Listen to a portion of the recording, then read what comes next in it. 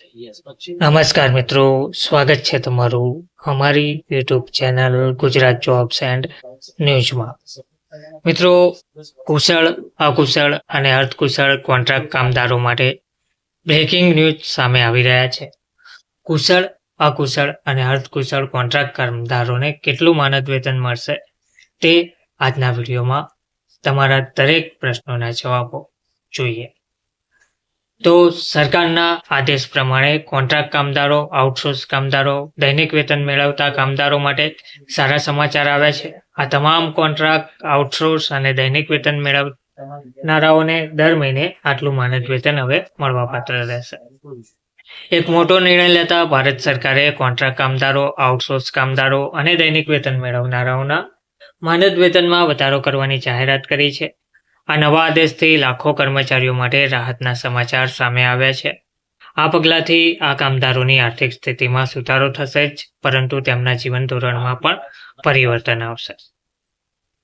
આ નવું માનદ વેતન તમામ સરકારી વિભાગો અને જાહેર ક્ષેત્રના ઉપક્રમોમાં કામ કરતા કર્મચારીઓને લાગુ પડશે.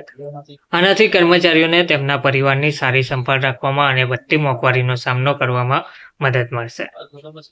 તો સરકારના આ નવા આદેશ મુજબ આ આદેશનો જે મુખ્ય ઉદ્દેશ્ય છે તે સરકારના આ નવા આદેશનો મુખ્ય ઉદ્દેશ્ય અસંગઠિત ક્ષેત્રના કર્મચારીઓને આર્થિક સુરક્ષા આપવાનું છે.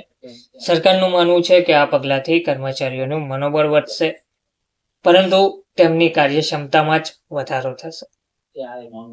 એટલે કે આર્થિક સુરક્ષાના કારણે સરકારનું માનવું તેવું છે કે આ પગલાંથી ફક્ત કર્મચારીઓનું મનોબળ જ નહીં વધે, પરંતુ તેમની કાર્યક્ષમતામાં પણ વધારો જોવા મળશે. આ ઓર્ડર ખાસ કરીને નીચેના કેટેગરીના કર્મચારીઓને લાભ કરશે, જેવા કે કોન્ટ્રાક્ટ પર કામ કરતા કર્મચારીઓ, આઉટસોર્સ કંપનીઓ દ્વારા નિમણૂક કરાયેલ કર્મચારીઓ અને દૈનિક વેતન મજૂરો. યોજનાનું નામ કરાર આધારિત કામદારો અને દૈનિક વેતન માનદ વધારો યોજના. લાભાર્થી કોન્ટ્રાક્ટ કામદારો, આઉટસોર્સ કામદારો, દૈનિક વેતન મેળવનાર. અસરકારક તારીખ 1 જાન્યુઆરી 2025 થી લાગુ કરવામાં આવ્યું છે. લઘુત્તમ સન્માન 390 પ્રતિ દિવસ, લઘુત્તમ માનદ 816 પ્રતિ દિવસ કુશળ કામદારો માટે, અને માસિક પગાર શ્રેણી 10,140 થી લઈને 21,215 સુધી. તમામ સરકારી વિભાગો અને PSU ને લાગુ પડશે. રાજ્ય તેમજ કેન્દ્ર સરકારના તમામ કર્મચારીઓને આ યોજનાનો લાભ મળવાપાત્ર રહેશે. દૈનિક વેતનમાં વધારો. અકુશળ કામદારો માટે દૈનિક વેતન વધારીને 390 અને કુશળ કામદારો માટે 816 કરવામાં આવ્યું છે. માસિક પગારમાં વધારો. પૂર્ણ સમયના કોન્ટ્રાક્ટ કામદારોના માસિક પગાર હવે 10,400 થી 21,215 ની વચ્ચે રહેશે. પાર્ટ ટાઈમ કામદારો માટે લાભો જોઈએ તો પાર્ટ ટાઈમ કામદારો પણ આ યોજનામાં સામેલ છે. તેમનો લઘુત્તમ પગાર 5,200 પ્રતિ માસ નક્કી કરવામાં આવ્યો છે. વધારા ભથ્થાની વાત કરીએ તો કર્મચારીઓને હવે મોંઘવારી ભથ્થું અને મકાન ભાડા ભથ્થું પણ ચૂકવવામાં આવશે. રજાઓમાં વધારો. કર્મચારીઓને હવે દર વર્ષે 15 દિવસની કેઝ્યુઅલ રજા અને 30 દિવસની ઉપાર્જિત રજા મળવાપાત્ર રહેશે. વિવિધ શ્રેણીઓ માટે જે નવું માનદ વેતન છે તે સરકારે વિવિધ કેટેગરીના કર્મચારીઓ માટે અલગ અલગ માનદ વેતન નક્કી કર્યું છે. આ માનદ વેતન કર્મચારીના કૌશલ્ય સ્તર અને કામની પ્રકૃતિ પર આધારિત છે.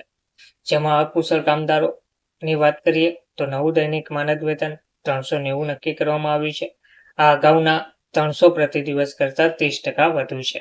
આ શ્રેણીમાં આવતા કેટલાક કાર્યો છે જેમાં આ કર્મચારીઓને આનો લાભ મળશે, જેમાં સફાઈ કર્મચારીઓ, પટાવાળા, મજૂર વગેરે. અર્ધકુશળ કામદારો માટે દૈનિક માનદ વેતન છે તે 742 નક્કી કરવામાં આવ્યું છે.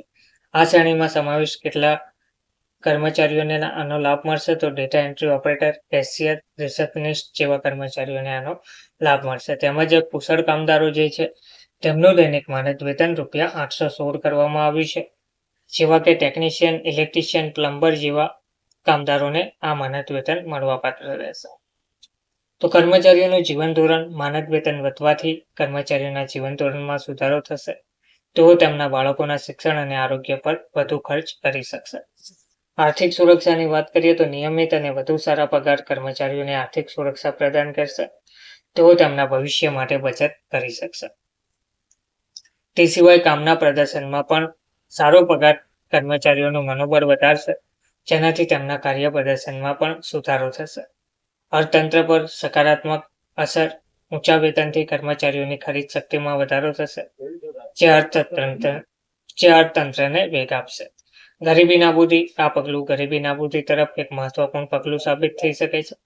વિભાગીય દેખરેખ. દરેક સરકારી વિભાગે ખાતરી કરવી પડશે કે ત્યાં કામ કરતા તમામ કર્મચારીઓને નવા માનદ વેતન પ્રમાણે ચૂકવવામાં આવે. ઓનલાઈન પોર્ટલ બનાવવામાં આવશે, જ્યાં કર્મચારીઓ તેમના પગાર સંબંધિત ફરિયાદો નોંધાવી શકશે. નિયમિત ઓડિટ. તમામ વિભાગો નવા માનદ વેતનને અનુસરે તેની ખાતરી કરવા માટે સરકાર નિયમિત ઓડિટ કરશે. જાગૃતિ અભિયાન. કર્મચારીઓને તેમના અધિકારો વિશે જાગૃત કરવા માટે વિશેષ ઝુંબેશ ચલાવવામાં આવશે. તાલીમ કાર્યક્રમો. HR વિભાગો માટે તાલીમ કાર્યક્રમોનું આયોજન કરવામાં આવશે, જેથી તેઓ નવા નિયમોનો યોગ્ય રીતે અમલ કરી શકે. તો સરકાર આ યોજનાને વધુ સુધારવા માટે ભવિષ્યની કેટલીક યોજનાઓ પણ બનાવી રહી છે. કૌશલ્ય વિકાસ. તેમાં કર્મચારીઓ કૌશલ્ય વિકાસ માટે વિશેષ કાર્યક્રમો શરૂ કરવામાં આવશે. સામાજિક સુરક્ષા. ભવિષ્યમાં આ કર્મચારીઓને પેન્શન અને વીમા જેવી સુવિધાઓ પણ આપવામાં આવી શકે છે. કારકિર્દી પ્રગતિ. કર્મચારીઓની કારકિર્દીમાં વિકાસ માટે રોડમેપ તૈયાર કરવામાં આવશે. તકનીકી અપગ્રેડેશન. કાર્યકારી વાતાવરણને વધુ સુધારવા માટે તકનીકી અપગ્રેડેશન કરવામાં આવશે.